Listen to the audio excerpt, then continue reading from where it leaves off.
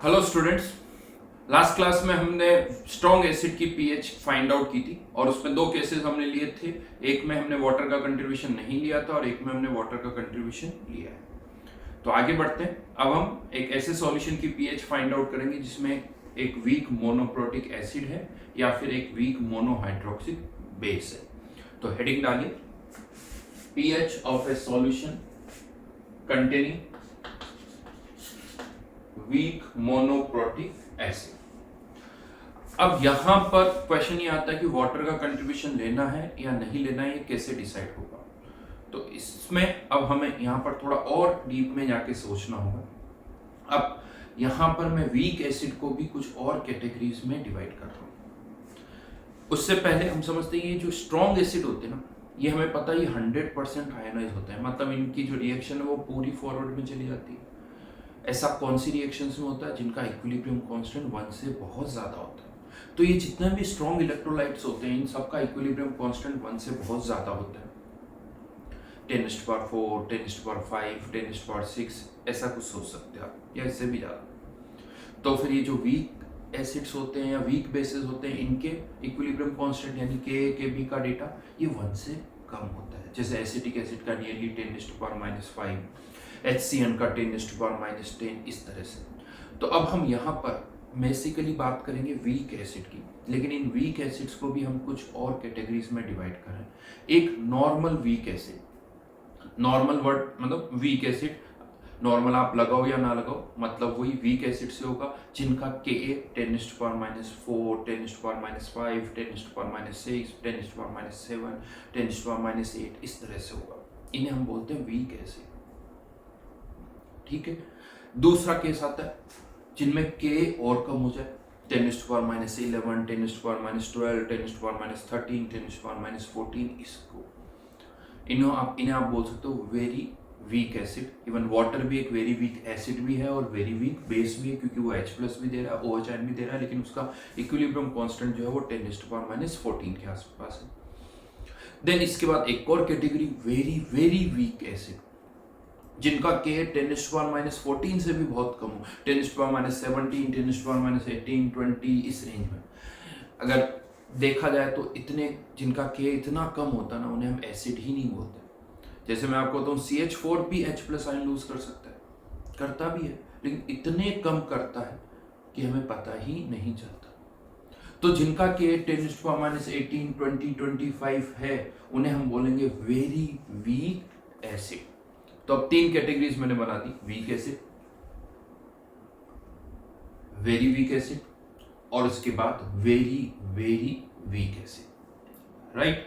अब मैं यहां पर अब वेरी वेरी वीक एसिड को तो आप भूल जाओ, उनको तो अब हम 2 कैटेगरीज की बात करें, वीक एसिड और वेरी वीक एसिड। इन 2 कैटेगरीज की हम बात करें। अब इसमें मैं कभी कभी वर्ड्स यूज करूंगा Ka ज्यादा। Ka ज्यादा से मेरा मतलब 1 से ज्यादा नहीं है, Ka ज्यादा मतलब 10⁻⁴, 5, 6, 7, यानी 10 की पावर माइनस में सिंगल डिजिट और 10 की पावर माइनस में डबल डिजिट है, तो वेरी वीक वाली कैटेगरी आ जाएगी। ठीक है। तो अब हमारे पास वीक एसिड 2 तरह के हो गए, वीक एसिड और वेरी वीक एसिड। अब इनसे H+ आयन जो हमें मिलेंगे वो 2 फैक्टर्स पर डिपेंड करते हैं। एक वीक एसिड कितने H+ आयन देगा, वो 2 फैक्टर डिसाइड करते हैं। एक तो उस एसिड का Ka और दूसरा उस एसिड की कॉन्सेंट्रेशन। जबकि स्ट्रॉन्ग एसिड में केवल कॉन्सेंट्रेशन ही एक फैक्टर था, क्योंकि वो तो हमेशा ही 100% आयनाइज होते थे। तो यहां पर 2 फैक्टर हो गए, कॉन्सेंट्रेशन और एक उसका Ka। तो इनके 4 कॉम्बिनेशंस बनेंगे। 4 कॉम्बिनेशन कैसे बनेंगे, कंसेंट्रेशन ज्यादा, Ka ज्यादा। फिर से बता दो, Ka ज्यादा मतलब 1 से ज्यादा नहीं, 10⁻⁴, -5, -6, इस तरह से। तो पहला केस K कंसेंट्रेशन ज्यादा, Ka ज्यादा। दूसरा केस कंसेंट्रेशन ज्यादा, Ka कम का मतलब वेरी वीक वाला, 10⁻12, 13, 14 वाला। तो दूसरा केस कंसेंट्रेशन ज्यादा, Ka कम। तीसरा केस कंसेंट्रेशन कम, Ka ज्यादा। और चौथा केस कंसेंट्रेशन भी कम और Ka भी बहुत कम, यानी very weak acid.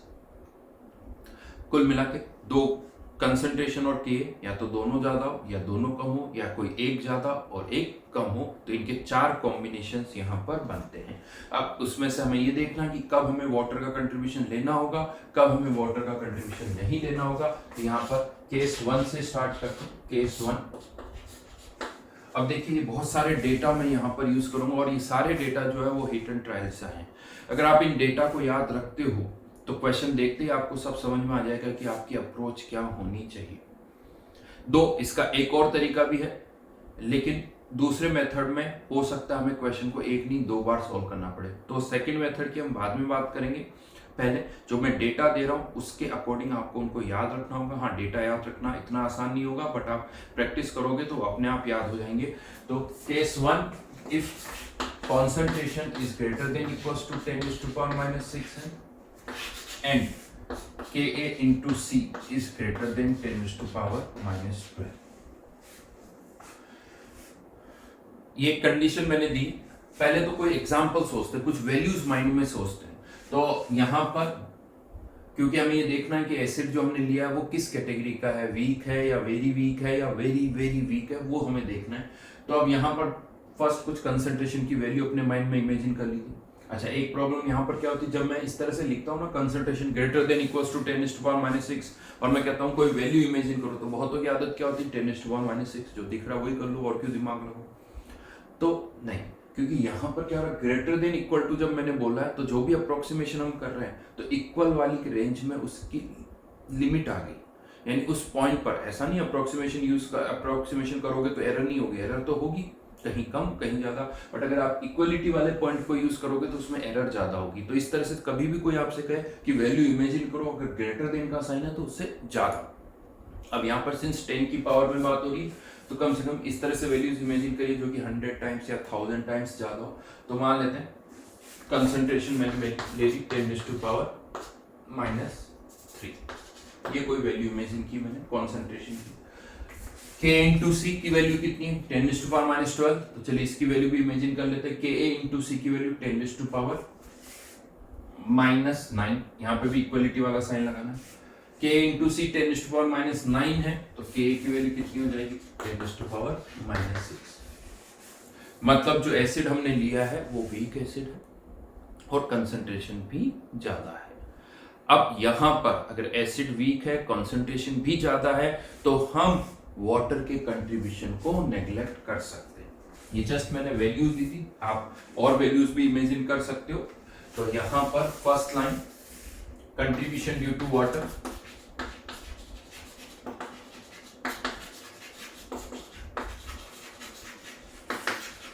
can be neglected,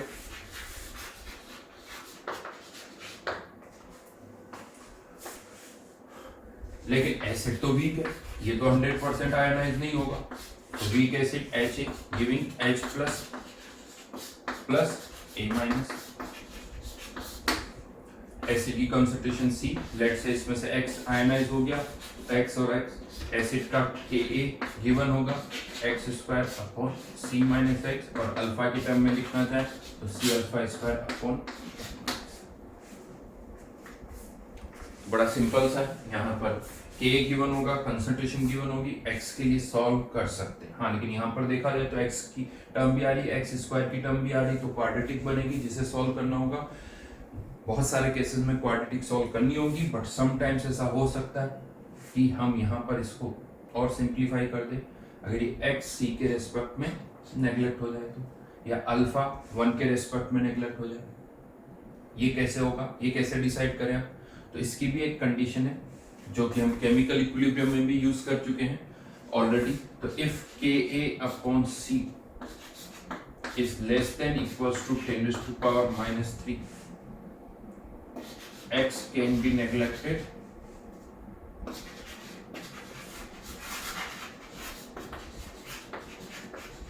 with respect to C, या alpha can be neglected with respect to 1। Confusing है डेफिनेटली, क्योंकि यहाँ पर K इंटू सी की कंडीशन है, यहाँ K बाई सी की कंडीशन है, तो बहुत सारे डेटा जो है वो माइंड में रखने होंगे। ये इंटरचेंज होने में टाइम नहीं लगता, पता चला ये कंडीशन यहाँ शिफ्ट हो गई और ये वाली कंडीशन यहाँ शिफ्ट हो गई। तो अगर ये कंडीशन फुलफिल हो रही है तो आप x को नेग्लेक्ट कर सकते हो। उससे फायदा क्या होगा, कैलकुलेशन आसान हो जाएगी। तो x equals to K into c, और अगर एसिड है तो ये x क्या होगा H प्लस आयन कंसंट्रेशन, और अगर बेस है तो ये x क्या हो जाएगा OH आयन कॉन्सेंट्रेशन। तो अगर कोई वीक एसिड है और वीक एसिड है और कॉन्सेंट्रेशन ज़्यादा है, तो हम इस तरह से वाटर का कंट्रीब्यूशन नेग्लेक्ट करते हुए पीएच फाइंड आउट कर सकते हैं। H+ आयन कंसंट्रेशन आ गई, इससे आप पीएच भी कैलकुलेट कर सकते हो। ये कंडीशंस याद रखना। मोस्टली मैं आपको बता दूं, मैंने 4 कैटेगरीज आपको बताई थी, लेकिन शीट हो या एग्जाम में 70-80% क्वेश्चन इसी कैटेगरी पर बनते हैं। हाँ, इसमें इंपॉर्टेंट पॉइंट ये है कि इस एक्स को कब नेग्लेक्ट करना है, कब नहीं करना है, ये अच्छी तरह से पता होना चाहिए। इस पर ज़्यादातर क्वेश्चंस बनते हैं, एक्स पर इसे नेग्लेक्ट करना है या नहीं करना है, क्योंकि ज़्यादातर क्या होता है, आप और हम ऐसा लगता है नेग्लेक्ट करो, तो हम बिना चेक किए हुए नेग्लेक्ट कर लेते हैं। तो हमेशा ये कंडीशन चेक करोगे कि क्या एक्स को नेग्लेक्ट करना है या नहीं करना है। मेरा मानना है एग्जाम में अगर क्वेश्चन आएगा तो मेनली इसी पॉइंट पर आएगा, जहाँ पर आपको ये चेक करना पड़ेगा कि एक्स नेग्लिजिबल है या नहीं है। और इनफैक्ट ऑलरेडी इस तरह के क्वेश्चन जेईई में आ चुके हैं। ठीक है, तो चलिए 1-2 क्वेश्चंस करते हैं इसी पर। फाइंड pH of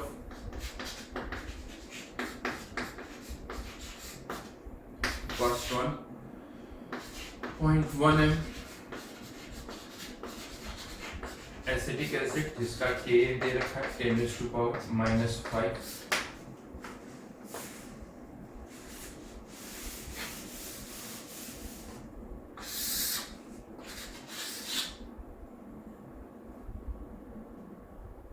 then 10⁻⁻⁵ है।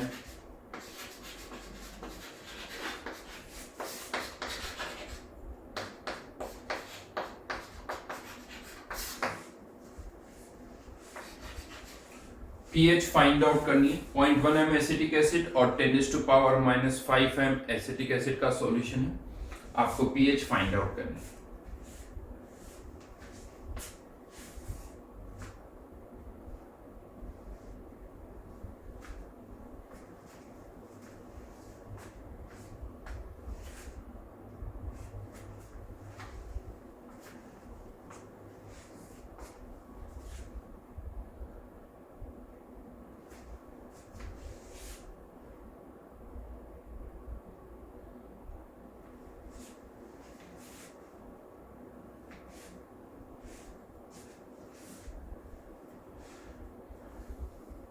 फर्स्ट पार्ट,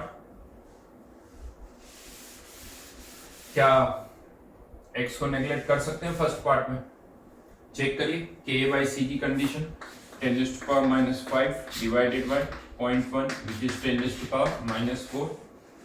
10⁻³ से ज्यादा या कम ही है 10⁻⁴, यानी फर्स्ट पार्ट में आप इस एक्स को नेग्लेक्ट कर सकते हैं। मैं एक्स वाला एक्सप्रेशन यूज कर रहा हूँ, एक्स वाला इसलिए कर रहा हूँ क्योंकि एक्स आती है H+ आ जाएगा। अगर आप अल्फा से करोगे तो फिर H+ आयन कंसंट्रेशन अल्फा नहीं, वो C अल्फा होगी, तो फिर उसे C से मल्टीप्लाई करना होता है। तो अगर अल्फा नहीं निकालना है तो ज़्यादा अच्छा है कि एक्सप्रेशंस को x की टर्म में ही लिखो। तो यहाँ से C की वैल्यू 0.1, K की वैल्यू 10⁻⁵, तो ये हो गया 10⁻⁻⁶ इक्वल्स टू x²। तो x equals to 10⁻⁻³ which is H+ ion concentration, pH equals to 3। ये हो गया फर्स्ट पार्ट का answer, pH equals to 3। Then second part,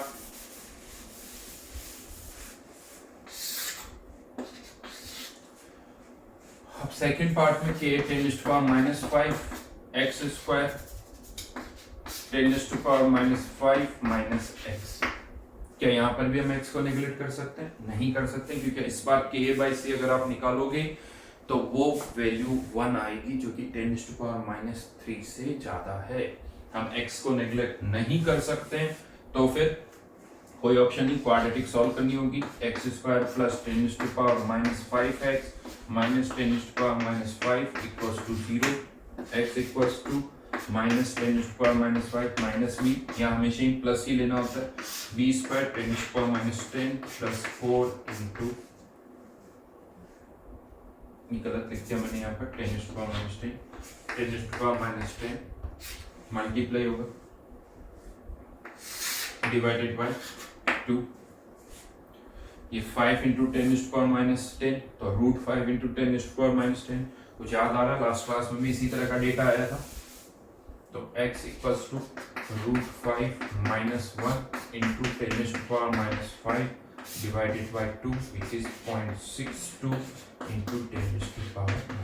हाँ, इस बार कोई C प्लस एक्स नहीं करना है और किसी से कंट्रीब्यूशन नहीं, केवल एसिड का ही कंट्रीब्यूशन है, तो यही H प्लस आयन कंसंट्रेशन होगी और इसका नेगेटिव लॉग लेना होगा, तो ये वैल्यू डेफिनेटली 5 से ज़्यादा होगी। pH की जो वैल्यू होगी वो 5 से ज़्यादा होगी, बिकॉज डायरेक्टली भी कह सकते हो जब कंसंट्रेशन ही 10⁻⁵ है तो pH यानी H प्लस आयन 10⁻⁵ से तो कम ही आएंगे, जो कि यहाँ पर हमें मिल रहे हैं। ओके, तो यहाँ पर ये पर्टिकुलर पार्ट इसी तरह से सॉल्व करना होगा। हाँ, अब मैं यहाँ पर एक और तरीका भी बता रहा हूँ कि कैसे डिसाइड करें कि इस x को नेगलेक्ट करना है या नहीं करना है। वैसे तो ये कंडीशन परफेक्ट है 10⁻³ की, बट अगर आपको किसी कारण से ये याद ना रहे या कंफ्यूजन हो जाए तो एक और कह सकते हो कि एक और दूसरा तरीका भी मैं बता रहा हूँ जिससे भी आप डिसाइड कर सकते हो। दूसरा तरीका क्या है कि अगर हमें इस x को नेगलेक्ट करना है, चेक करना कि है या नहीं, आप इसे पहले नेगलेक्ट कर दो। जैसे आपने इस x को नेगलेक्ट किया, इस x की वैल्यू निकालो। अगर हमने इसको नेगलेक्ट कर दिया तो 10⁻⁵ इधर जाएगा, x की वैल्यू कितनी आएगी 10⁻⁵ आएगी। और अब जो ये x की वैल्यू निकाली आपने, उसको वापस से यहाँ पुट करके चेक करो, तो आपने x की वैल्यू क्या निकाली 10⁻⁵, यहाँ पर ऑलरेडी क्या है 10⁻⁵, यानी आपने 10⁻⁵ के रेस्पेक्ट में 10⁻⁵ को ही नेगलेक्ट कर दिया।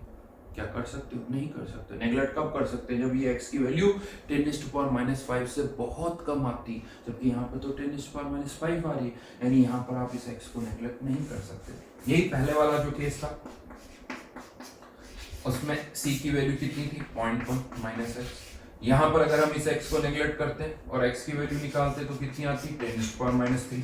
अब इसे वापस पुट करके देखो तो 0.1 के रेस्पेक्ट में 10⁻⁻3, जो कि 0.1 का 1% है 10⁻⁻3।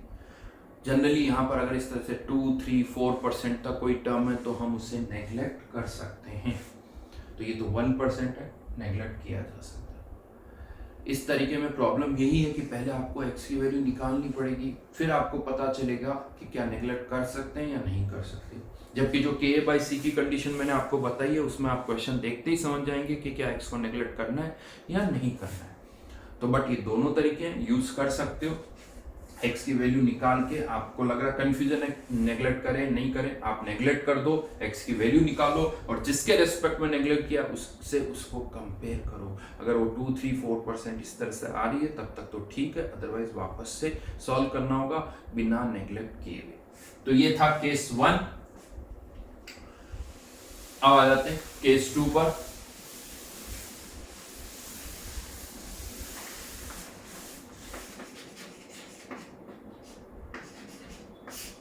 If concentration is greater than 10⁻⁶ m, but Ka into C is less than 10⁻⁻².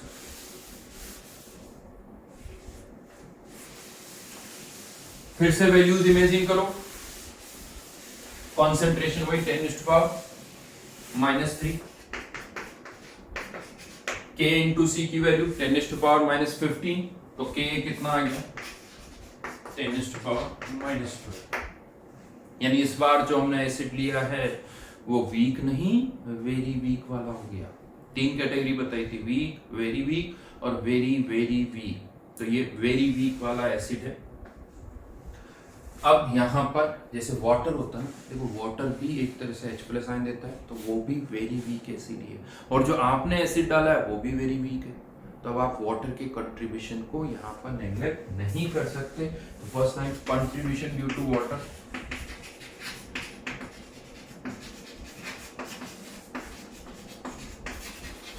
Can not be neglected.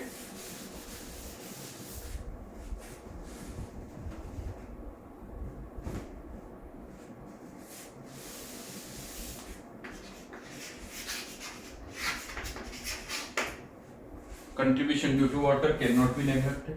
तो अब एसिड भी वीक एसिड है और वाटर, एसिड भी यूं तो वेरी वीक एसिड है और वाटर भी वेरी वीक एसिड है। दोनों ही H+ आयन देंगे तो दोनों का कंट्रीब्यूशन लेना पड़ेगा।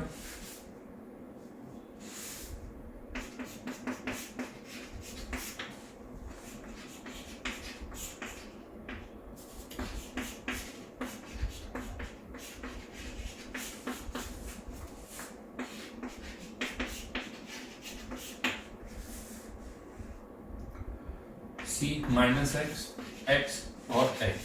एसिड के कारण H प्लस आयन कितने हैं X, वाटर के कारण H प्लस आयन मान लेते कितने आ रहे हैं Y।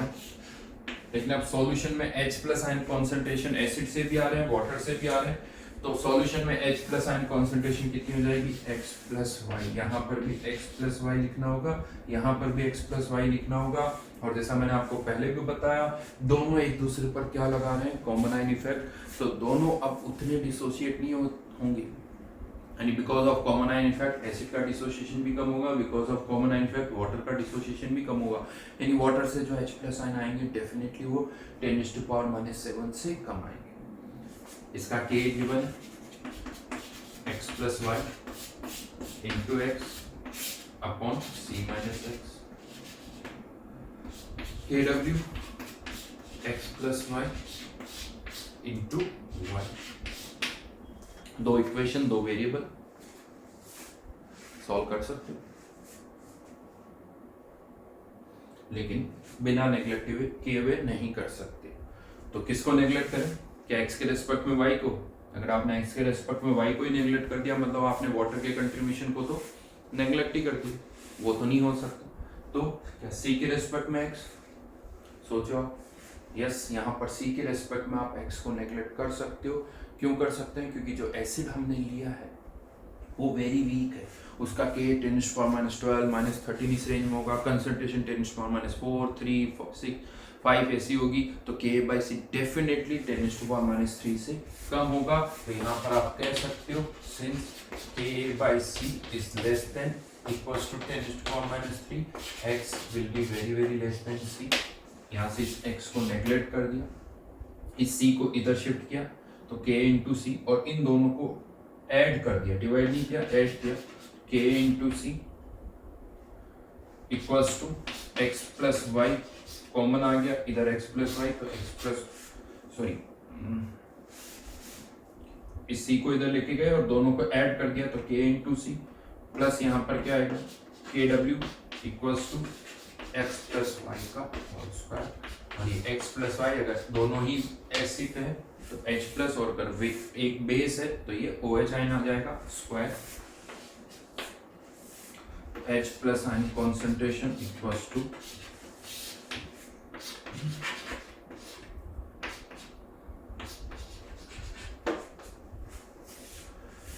ये एसिड के कारण H प्लस, ये वाटर के कारण H प्लस। अब अगेन बहुतों के माइंड में ये आता है कि सर ये कंडीशन कहाँ से है, K इंटू सी की 10⁻12 से ज्यादा होना चाहिए, नहीं होना चाहिए, वो यहाँ से निकल के आए। अगर ये K इंटू सी 10⁻12 से ज्यादा है और आपने वाटर का कंट्रीब्यूशन ले लिया, वाटर का कंट्रीब्यूशन ले लिया, यानी इस वाले केस को भी हमने ऐसे सॉल्व कर दिया, और K इंटू सी 10⁻12 से ज्यादा है, तो ये वैल्यू 10⁻12 से ज्यादा, ये वैल्यू 10⁻14, ये वाली वैल्यू नेग्लेक्ट हो जाएगी, मतलब वाटर का कंट्रीब्यूशन नेग्लिजिबल। तो वही हमने पहले ही कर लिया है। तो अगर K इंटू सी 10⁻12 से ज्यादा है तो आप वाटर की कंट्रीब्यूशन को नेग्लेक्ट कर सकते हो। तो ये था हमारा केस 2। इस पर क्वेश्चन अभी मैं करवाऊंगा, बाद में एक साथ करवाऊंगा, केस 2 केस 3 इन सब पर एक साथ क्वेश्चन करेंगे। तो यहाँ पर वाटर का कंट्रीब्यूशन भी है, एसिड का कंट्रीब्यूशन भी है, लेकिन अच्छी बात क्या है, सी के रेस्पेक्ट में एक्स को हम नेग्लेक्ट कर सकते हैं। देन थर्ड पार्ट पर आते हैं।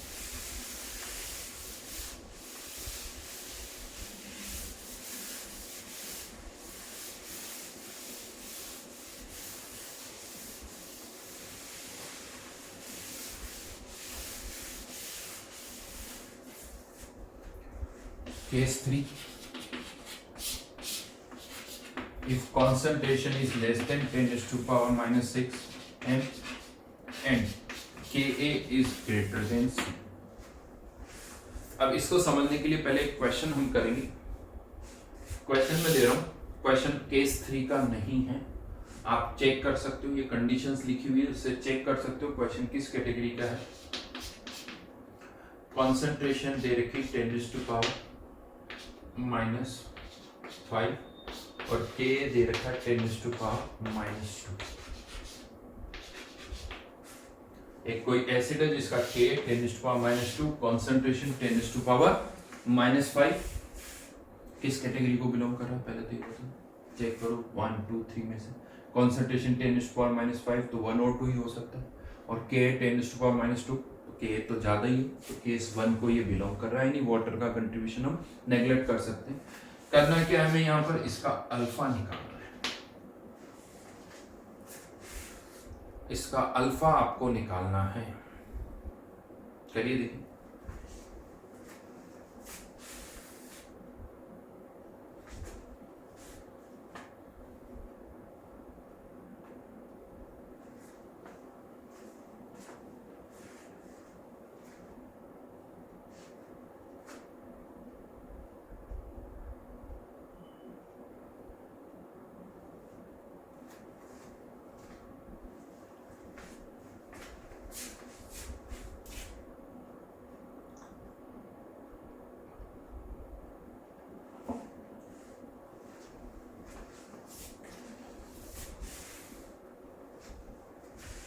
क्या आ रहा है अल्फा 0 या फिर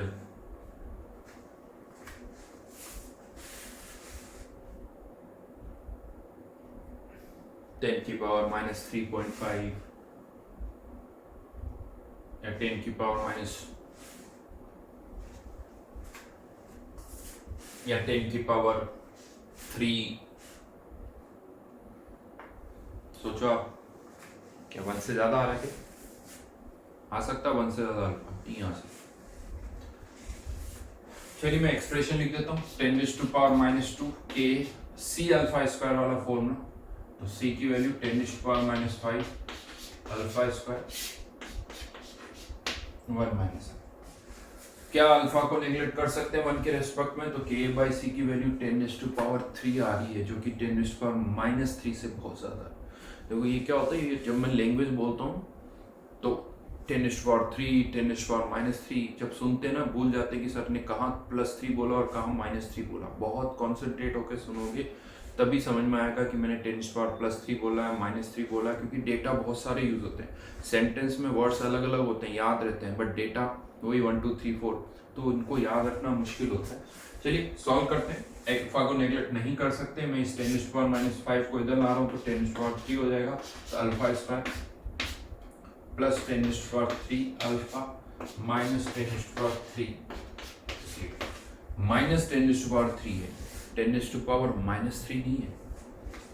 alpha equals to 10⁻³ plus b square 10⁻⁶ plus 4 into 10⁻³ divide by.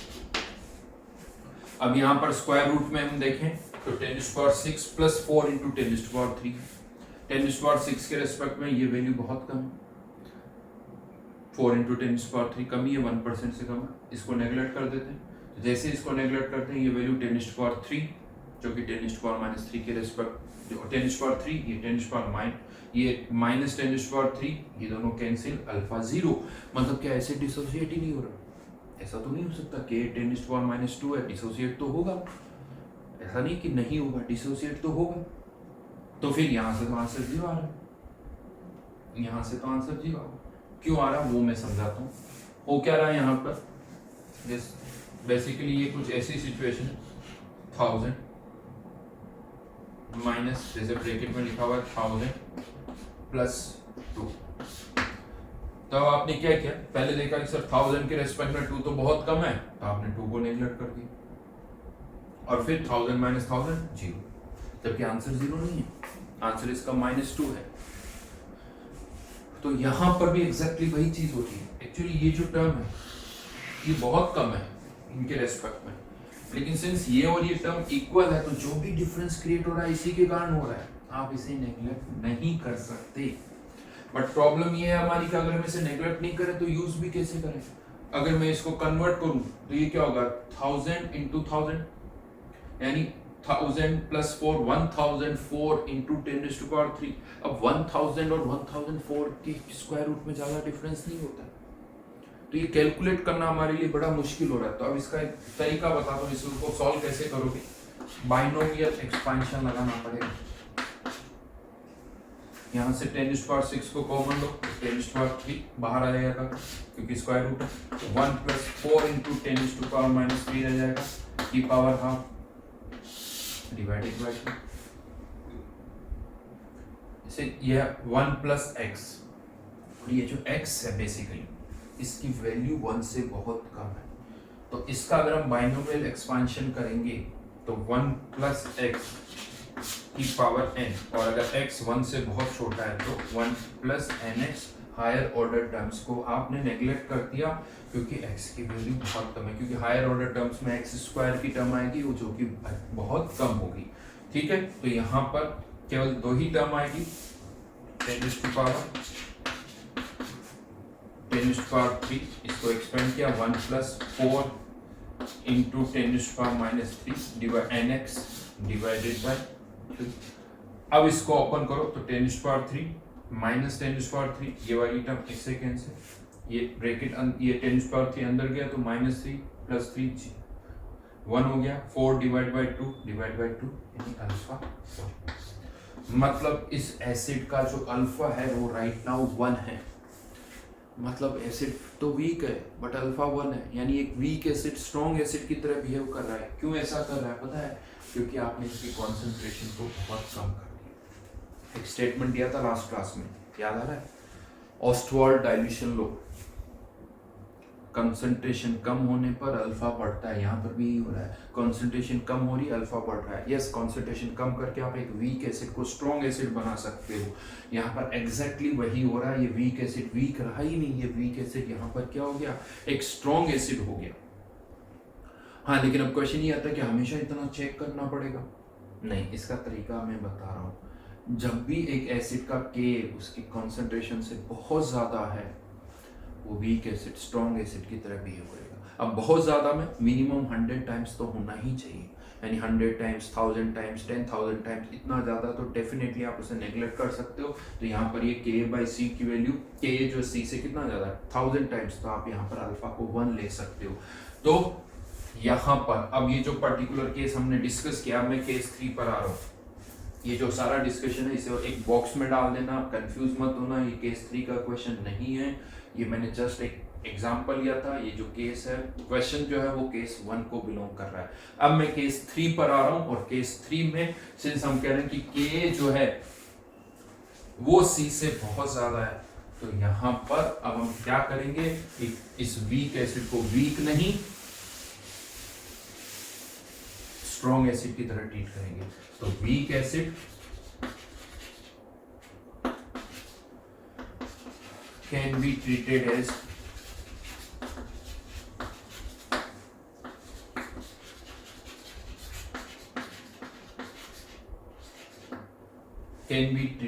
as strong acid।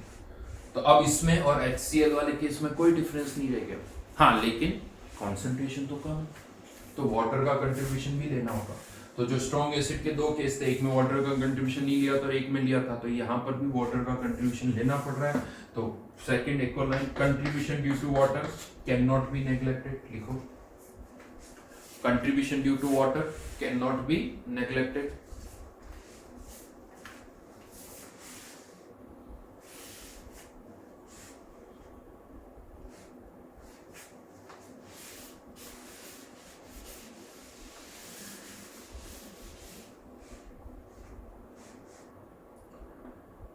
Water पर इस एसिड का क्या लगेगा, मान लेते कोई एसिड है H जिसकी कॉन्सेंट्रेशन है C, तो वाटर पर क्या लगेगा, common ion effect,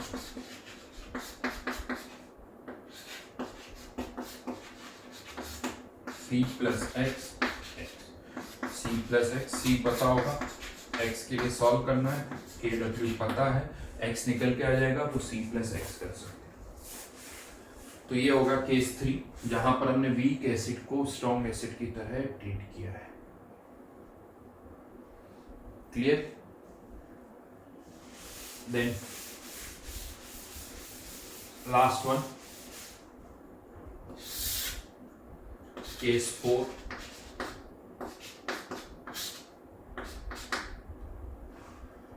if concentration is less than 10⁻⁻⁶ and Ka is less than C,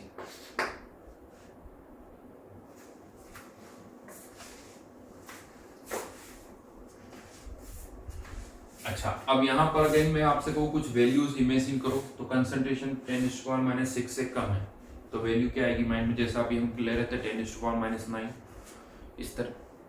लेकिन यहीं पर एक छोटा सा पॉइंट और है, कॉन्सेंट्रेशन अगर आप एक स्ट्रॉन्ग एसिड की, वीक की नहीं, स्ट्रॉन्ग एसिड की कॉन्सेंट्रेशन, लेट से पानी में आपने एक स्ट्रॉन्ग एसिड डाला जिसकी कॉन्सेंट्रेशन है 10⁻⁹, वो H प्लस आयन कितने देगा 10⁻⁹, वाटर H प्लस आयन कितने देता है 10⁻⁷, यानी यहाँ पर वाटर से जो H प्लस आयन आ रहा है वो HCl से ज़्यादा है। आपको अगर ऐसा लग रहा है कि इस HCl का वाटर पर कॉमन आयन इफेक्ट लगेगा तो लगेगा, लेकिन HCl का कॉमन आयन इफेक्ट बहुत कम होगा क्योंकि HCl की कॉन्सेंट्रेशन ही बहुत कम है। तो वाटर का कंट्रीब्यूशन 10⁻⁷, HCl का 10⁻⁹, HCl का कंट्रीब्यूशन वाटर के रेस्पेक्ट में कम हो जाए, नेग्लेक्ट हो जाएगा। वाटर का 10⁻⁷ है तो आप उसके रेस्पेक्ट में HCl के कंट्रीब्यूशन को नेग्लेक्ट कर सकते हो। तो अगर कोई स्ट्रॉन्ग एसिड आप डाल रहे हो पानी में जिसकी कॉन्सेंट्रेशन 10⁻⁹ है, तो वो वाटर की पीएच में कुछ भी चेंज नहीं कर पाएगा क्योंकि उसका कंट्रीब्यूशन नेग्लिजिबल है। तो पानी में कोई भी स्ट्रॉन्ग एसिड आप डाल रहे हो या कोई भी सब्सटेंस डाल रहे हो जिसकी कॉन्सेंट्रेशन 10⁻⁹ या उससे कम है, उसके कारण पीएच में कोई चेंज नहीं होगा। तो अगर कॉन्सेंट्रेशन हमें सोचनी भी है 10⁻⁶ से कम, तो 10⁻⁷, 10⁻8 इस तरह से सोचो, उससे कम सोचने का कोई फायदा नहीं है क्योंकि फिर पीएच तो 7 ही रहेगी, पीएच में कोई चेंज नहीं होगा। तो यहाँ पर ठीक है वैल्यूज 10⁻⁷, 10⁻8 इस तरह से सोच सकते हो। लेकिन अब कंसंट्रेशन 10⁻8 मैंने सोची, K8 कंसंट्रेशन से भी कम है, यानी K8 10⁻10, 10⁻11, 10⁻12 इस रेंज में, यानी कंसंट्रेशन भी कम ली आपने एसिड की, और एसिड जो है वो वीक नहीं, वेरी वीक कैटेगरी का है। तो यहाँ पर ऑब्वियसली वाटर की कंट्रीब्यूशन को आप नेग्लेक्ट नहीं कर सकते, contribution due to water can not be neglected.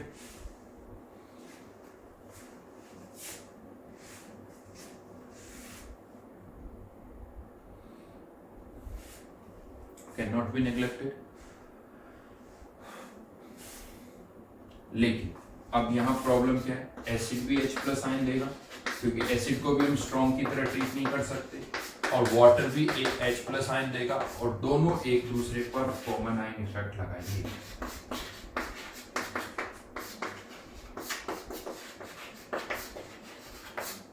C-X, X, X, Y, Y, X plus Y यहाँ पर भी और यहाँ पर भी X प्लस Y, दोनों एक दूसरे पर कॉमन आयन इफेक्ट लगाएंगे। एक्सप्रेशन में यहाँ पर लिख रहा हूँ K equals to X plus Y, Y X upon C-X, KW equals to X plus Y into Y। कह सकते हो ये एक्सप्रेशन तो केस 2 वाला ही है, जो अभी हमने केस 2 डिस्कस किया था वही यहाँ पर वापस एक्सप्रेशन आया है, लेकिन केस 2 में हमने इस x को c के रेस्पेक्ट में नेग्लेक्ट कर दिया, यहाँ पर देखना पड़ेगा। तो यहाँ पर अब ऐसा कोई डायरेक्ट मेथड नहीं कि हाँ इसको आप नेग्लेक्ट कर ही सकते हो, ये डेटा पर डिपेंड करेगा, क्वेश्चन में क्या इंफॉर्मेशन गिवन है उस पर डिपेंड करेगा। लेकिन मैं आपको बता दूं बहुत ज़्यादा क्वेश्चंस नहीं बनते हैं केस 4 पर, बिकॉज केस 4 में जो डेटा गिवन होता है उसके अकॉर्डिंग ज़्यादातर में हम x नेग्लेक्ट नहीं कर सकते, और अगर x को नेग्लेक्ट नहीं किया तो एक क्यूबिकल इक्वेशन बनती है जिसे सॉल्व करना हमारे लिए बहुत मुश्किल होता है। इसीलिए ठीक है केस 4 मैंने बना दिया है, लेकिन आप मान के चलिए कि केस 4 पर क्वेश्चंस नहीं आएंगे, क्वेश्चंस जो आएंगे वो केस 1, 2 और 3 पर ही आएंगे।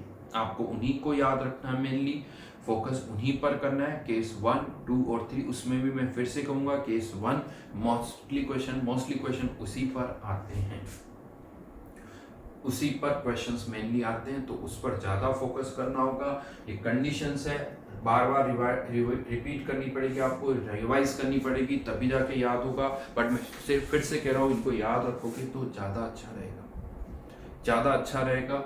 यहाँ पर मैं एक और तरीका भी अब आपको बता रहा हूँ, अगर आपको ये डेटा नहीं याद रहता है, चलिए पहले एक क्वेश्चन करते हैं, फिर उसके बाद मैं एक और तरीका बताऊंगा ताकि अलग से रखें उस चीज को, इसको यूज करने से ज्यादा फायदा मिलेगा, ज्यादा अच्छी तरह से क्वेश्चंस कर पाओगे। चलिए 2 क्वेश्चंस करते हैं।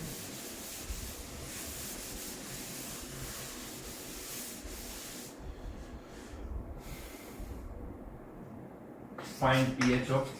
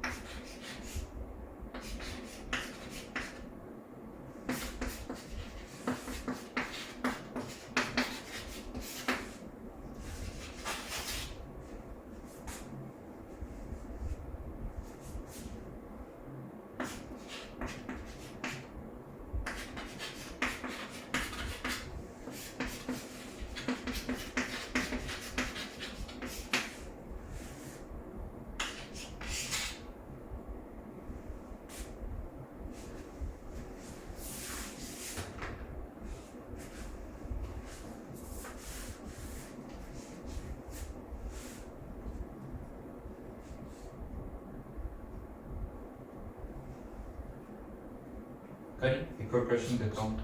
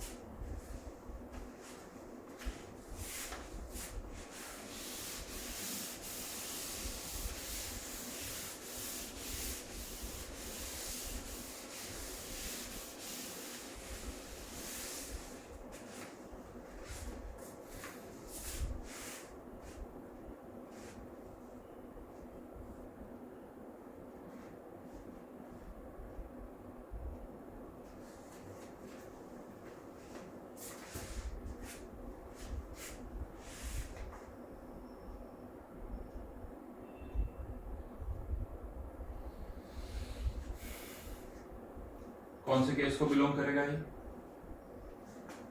10⁻⁴ यानी फर्स्ट या सेकंड में से ही कुछ होगा।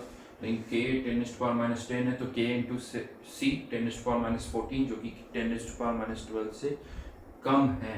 तो यहाँ पर ये केस कौन सा हो गया? 2। केस 2 डायरेक्ट एक्सप्रेशन देखो क्या आया था, मैं यूज कर रहा हूँ। हाँ, वाटर का कंट्रीब्यूशन भी लेना पड़ेगा, एसिड का कंट्रीब्यूशन भी लेना पड़ेगा, लेकिन सी के रेस्पेक्ट में हम एक्स को नेग्लेक्ट कर सकते हैं क्योंकि k/c 10⁻³ से बहुत कम है। Expression k into C plus KW, याद नहीं करना है, स्टेप्स से पूरा निकालो। ठीक है, मैं तो लिख रहा हूँ लेकिन आपको पता होना चाहिए स्टेप्स क्या है, वो लिखो। फिर यहाँ तक आओगे, ये वैल्यूज पुट कर देते हैं। 10⁻14 plus 10⁻14 H plus ion concentration, तो ये H प्लस आयन कॉन्सेंट्रेशन हो जाएगी √2 इंटू 10⁻7, pH आ जाएगी 6.8।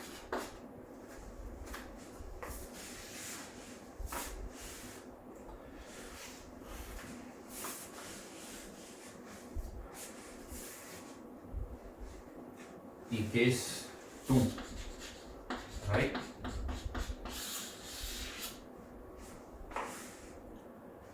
pH 7 के बहुत क्लोज ही है। क्यों? क्योंकि जो एसिड आपने डाला है वो भी वेरी वीक टाइप ही है। 10⁻14 very weak, 10⁻10 very weak type ही है। सेकंड HA जिसकी कंसेंट्रेशन है 0.4 m, k 10⁻5, तो डेफिनेटली केस 1 को बिलोंग कर रहा है।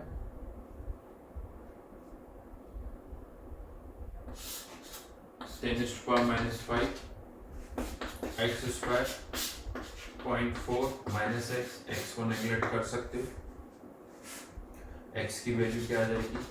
2 इंटू 10⁻³ जो कि H प्लस आयन कॉन्सेंट्रेशन है। pH हो जाएगी 3 माइनस log 2।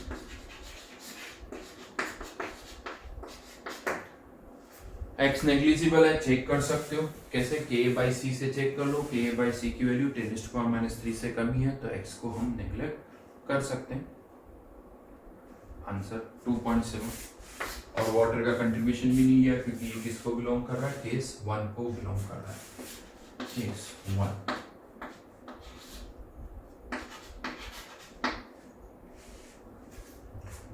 थर्ड वन,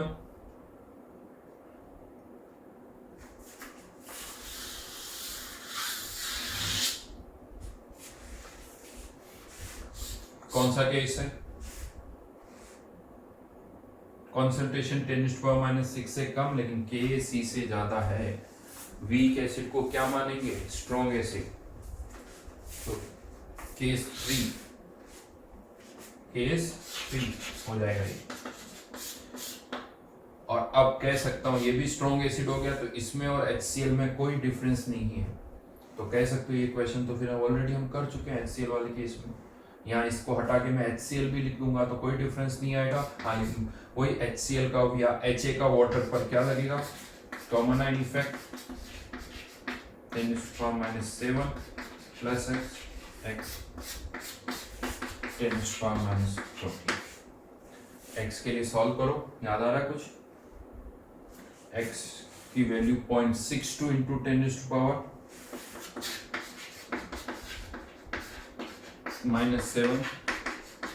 तो H plus ion concentration 1.62 into 10⁻⁻⁷, pH 6.78।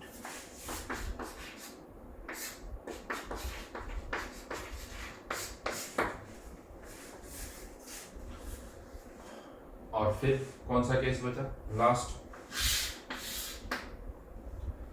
K भी 10⁻⁴ है, कंसंट्रेशन भी 10⁻�6 से ज्यादा है, तो ये अगेन किसको बिलोंग करेगा, केस 1 को बिलोंग करेगा। जगह नहीं बची, जगह ढूंढनी पड़ेगी, इसको हटा देता हूँ।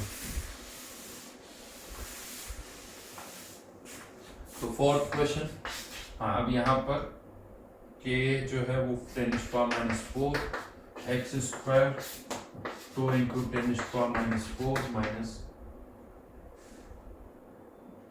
x² plus 10⁻⁴x plus 2 into 10⁻⁻8 equals to 0। यहाँ लिख रहा हूँ मैं x equals to minus 10⁻⁴ plus b² 10⁻⁸।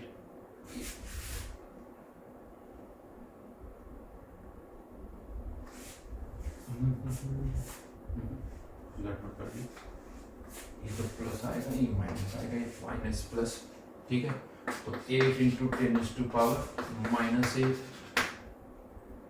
Divide by 2 9, तो 3 minus 10⁻⁴ plus 3 into 10⁻⁴ divided by 2 भी कुछ, तो 2 इंटू 10⁻⁴, 2 से 2 भी कैंसिल, तो x की वैल्यू आ गई 10⁻⁻⁴।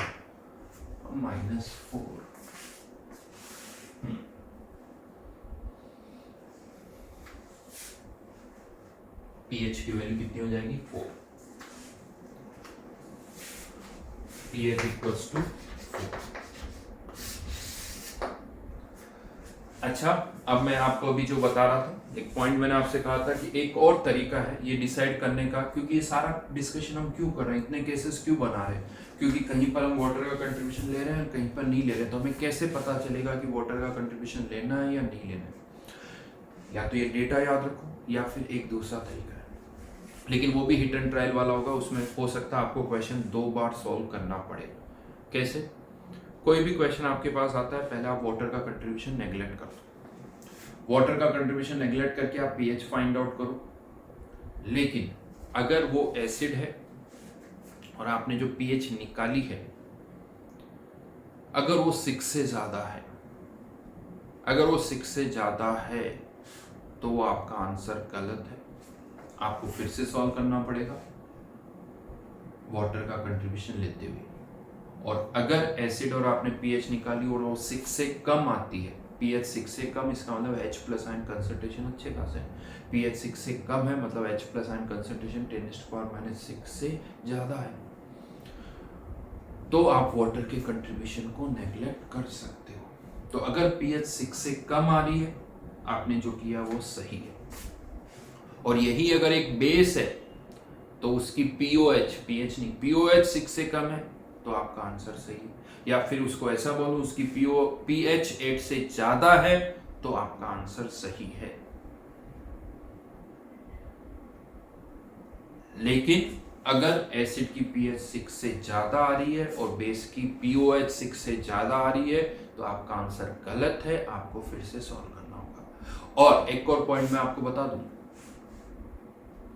वाटर का कंट्रीब्यूशन अगर आपने लिया है तो अल्टीमेटली आपका आंसर जो है pH का, वो 6 से 8 के बीच में ही आना चाहिए अगर वाटर का कंट्रीब्यूशन लिया है। यहाँ पर आप देख लो, जहाँ जहाँ आपने वाटर का कंट्रीब्यूशन लिया है आंसर पीएच का 6 से 8 के बीच में ही आएगा।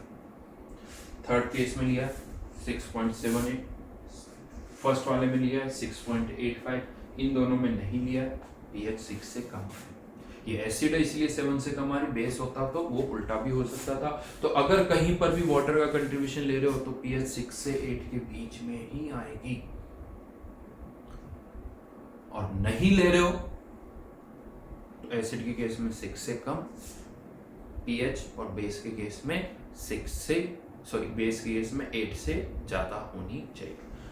कंफ्यूज मत होना, कहीं पीएच वर्ड यूज कर रहा हूँ, कहीं पीओएच वर्ड यूज कर रहा हूँ, अच्छी तरह से लिखोगे अपने आप क्लियर हो जाएगा। तो ये भी एक तरीका, लेकिन इसमें यही प्रॉब्लम है कि आपको 2 बार हो सकता है सॉल्व करना पड़े। सपोज करो आपने पीएच फाइंड आउट की किसी एसिड की, और पीएच ही आ गई 7, एसिड की नहीं आ सकती, फिर से सॉल्व करना होगा। जैसे ये वाला केस ले लेता हूँ मैं, अगर ये एक स्ट्रॉन्ग एसिड है जैसा कि हम कह रहे हैं, तो पानी का कंट्रीब्यूशन नहीं लिया तो स्ट्रॉन्ग एसिड 100% आयनाइज होगा, इससे H+ आयन कितने आएंगे 7, 10⁻⁻⁷, तो पीएच 7, जो कि गलत है क्योंकि आपने वाटर का कंट्रीब्यूशन नहीं लिया है, और आपकी पीएच जो है वो 7 आ गई, आपकी पीएच 7 आ गई, वो गलत है, आपको फिर से सॉल्व करना होगा।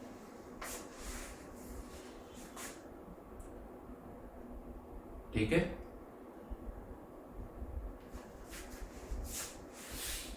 तो ये था वीक एसिड। तो कॉम्प्लिकेटेड है, बहुत सारे डेटा है, लेकिन प्रैक्टिस करोगे तो अपने आप ये सॉल्व हो जाएगा, ऐसा नहीं है। क्वेश्चंस करने होंगे, ये जो क्वेश्चंस मैंने आपको करवाए आपने नोट्स में लिखे होंगे, वापस से नोट्स को एक बार पढ़िए, इन क्वेश्चंस को एक नए पेज पर लिखिए। लास्ट क्लास में भी 1-2 क्वेश्चन दिए थे, यहाँ पे भी किए, जम्बल्ड करके लिखिए और फिर से इनको सॉल्व करिए। हाँ, उससे पहले ये जो केसेस की कंडीशंस हैं उन्हें बिना देखे एक बार लिखिए, यानी पहले याद करिए, बिना देखे इन केसेस की कंडीशंस को लिखिए। जब तक ये याद नहीं होगी तब तक क्वेश्चन करने में प्रॉब्लम आएगी। और कंडीशंस के साथ साथ हमेशा क्या सोचना है, कुछ इंपॉर्टेंट पॉइंट्स जैसे मैंने कहा, कहाँ वाटर का कंट्रीब्यूशन लेना है, कहाँ नहीं लेना है, एक तो ये लाइन सोचनी है। कहीं पर वीक एसिड को स्ट्रॉन्ग मानना है, कहीं पर नहीं मानना है, ये भी आपको सोचना है। कहीं पर सी के रेस्पेक्ट में एक्स को नेग्लेक्ट कर रहे हैं, कहीं नहीं कर रहे हैं, ये भी आपको सोचना है। तो ये बहुत सारी कंडीशंस हैं जो आपको हर बार सोचनी होगी। इसी कारण ये आयनिक थोड़ा टफ होता है, लेकिन प्रैक्टिस करोगे एक बार अच्छी तरह से तो बस, क्योंकि क्वेश्चंस जो है यही बनेंगे, ये कंफर्म है। एग्जामिनर के पास और कोई स्कोप ही नहीं है।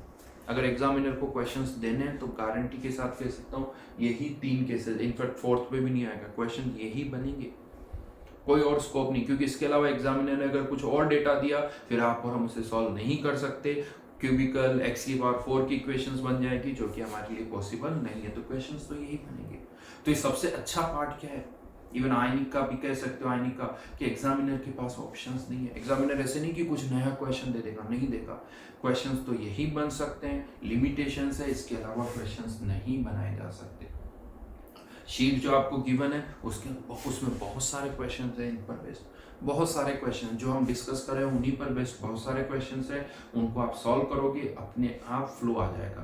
कैलकुलेशन थोड़ी इंप्रूव करनी होगी, क्वाड्रेटिक जैसे मैंने कहा आपको सॉल्व करने की हैबिट होनी चाहिए, वो पार्ट आपको देखना होगा। हाँ, पीएच से मत करिए, अगर नेगेटिव लॉग निकालना है या एंटी लॉग निकालना है तो कैलकुलेटर यूज करिए या लॉग टेबल। हाँ, अभी कैलकुलेटर यूज कर लीजिए, बट आपको लॉग टेबल देखना आना चाहिए।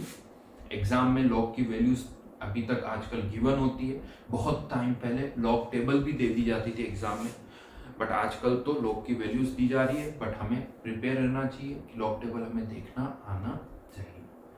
ठीक है, तो ये था वीक एसिड वाला case.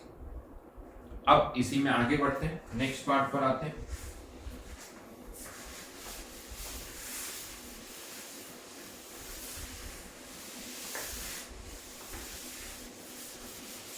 pH of a solution containing pH of a solution containing more than one acid.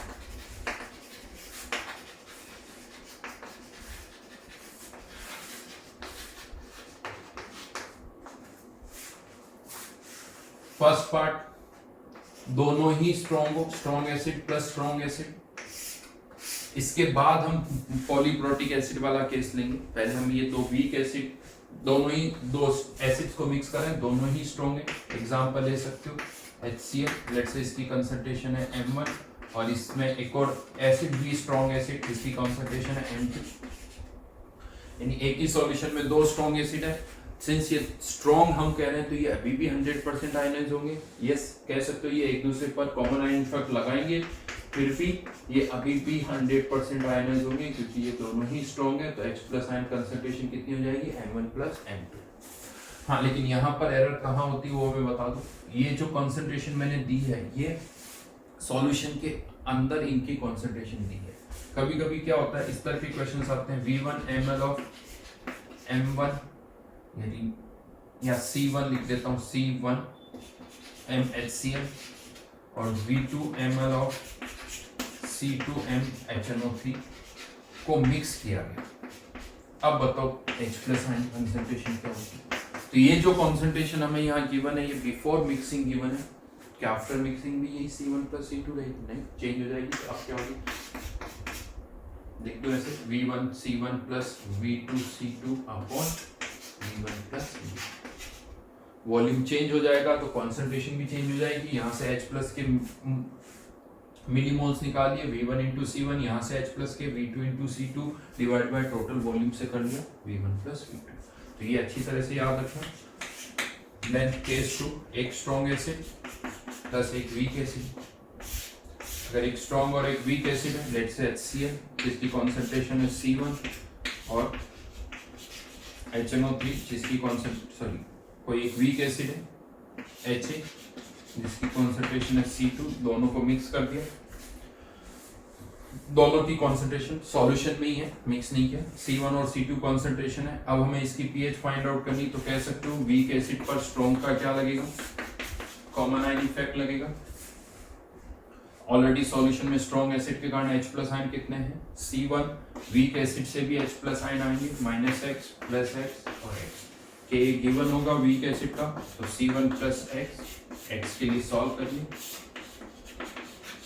लेकिन याद रखना H+ आयन कंसंट्रेशन जो है X नहीं है, वो C1 + X। एक डाउट यहाँ पर आता है, सर यहाँ पर हमने वाटर के कंट्रीब्यूशन की बात क्यों नहीं की, यहाँ पर भी नहीं की, यहाँ पर भी नहीं की। तो मैं बता दूं अब इस चैप्टर में हम कहीं पर भी वाटर के कंट्रीब्यूशन की बात नहीं करेंगे। क्यों नहीं करेंगे, क्योंकि अब एक से ज्यादा एसिड या बेस हम मिक्स कर रहे हैं तो क्वेश्चंस थोड़े ऑलरेडी टफ है।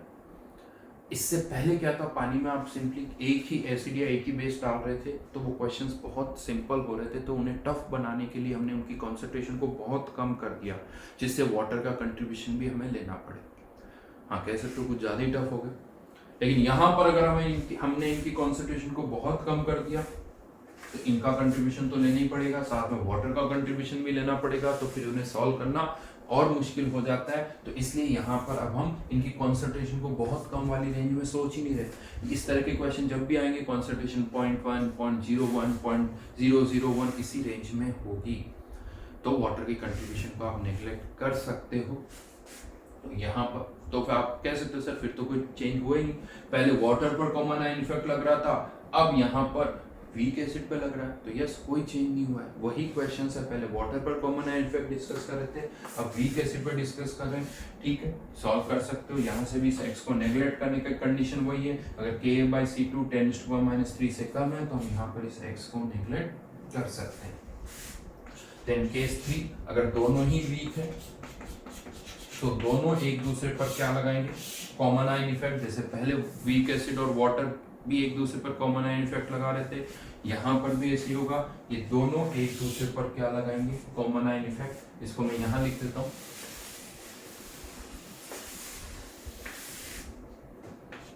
HA और HB, ये दो वीक एसिड है, H+A- H+B- C-X और X, C-Y, Y और Y, H+ ion concentration X+Y, Ka 1 लिख देता हूँ, X+Y × X अपॉन C1 ले लेते हैं, इसको 2 ले लेते हैं, C1 और Ka 2 X+Y × Y upon C2 - Y। लेकिन यहाँ पर भी अगर हमें इसे फर्दर सॉल्व करना है तो कुछ ना कुछ अप्रोक्सीमेशन तो करना ही होगा। क्या करें, क्या x के रेस्पेक्ट में y? वो तो नहीं कर सकते क्योंकि x यहाँ से h प्लस है, यहाँ से y है। तो क्या अप्रोक्सीमेशन करना ही होगा अगर हमें सॉल्व करना है, तो यहाँ पर x और यहाँ पर y, इनको नेग्लेक्ट करना होगा। अब ये एग्जामिनर की हेडेक है कि वो डेटा इस तरह से दे कि C1 के रेस्पेक्ट में x और C2 के रेस्पेक्ट में y नेग्लिजिबल हो। मतलब k इंटू C1 की वैल्यू 10⁻³ से कम होनी चाहिए, k इंटू C2 भी 10⁻³ से कम होना चाहिए। बट ये हमारी हेडेक नहीं, क्योंकि हमें तो नेग्लेक्ट करना ही है, क्योंकि बिना नेग्लेक्ट किए हुए हम इसको सॉल्व नहीं कर सकते, तो हमें नेग्लेक्ट तो करना ही होगा। ये एग्जामिनर को चेक करना है कि डेटा सही सही हो, तो यहाँ से x को, यहाँ से y को नेग्लेक्ट कर दो, C1 इधर चला जाएगा, C2 इधर चला जाएगा, दोनों को ऐड कर दो, तो मैं डायरेक्टली रिजल्ट लिख रहा हूँ K1 plus K1 C1 K2 C2 का स्क्वायर रूट।